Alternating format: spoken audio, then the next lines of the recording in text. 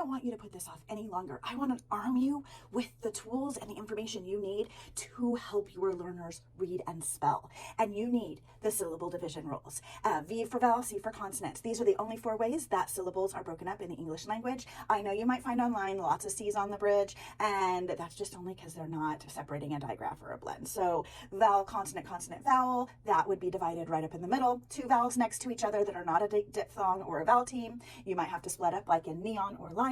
That would be in between there. And then we have the vowel, consonant, vowel that has 2 ways to syllable divide. In my Teachers Pay Teacher store, I have the phonics division and syllable rules, and I put in these new posters. So this one shows you the vowel, consonant, consonant, vowel, and how it looks on the bridge. If you underline the vowels, mark everything else as a consonant sound, and then if you see 2 C's on the bridge, you divide it right in half.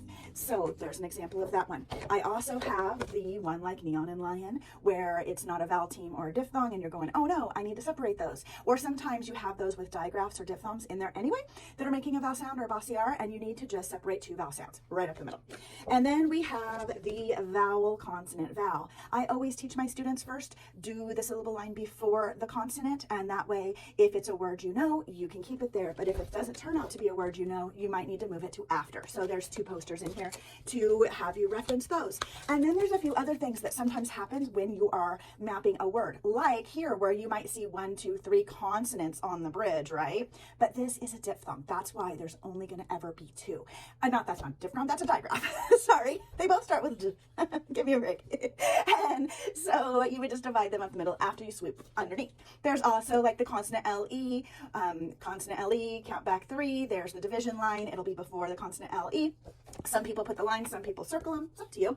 And then here's how to deal with affixes after you have taught it. Now, a lot of time, if I haven't taught like a beginning affix, I will just let them map it out like it's a syllable. And that totally works, especially for the beginning sound ones.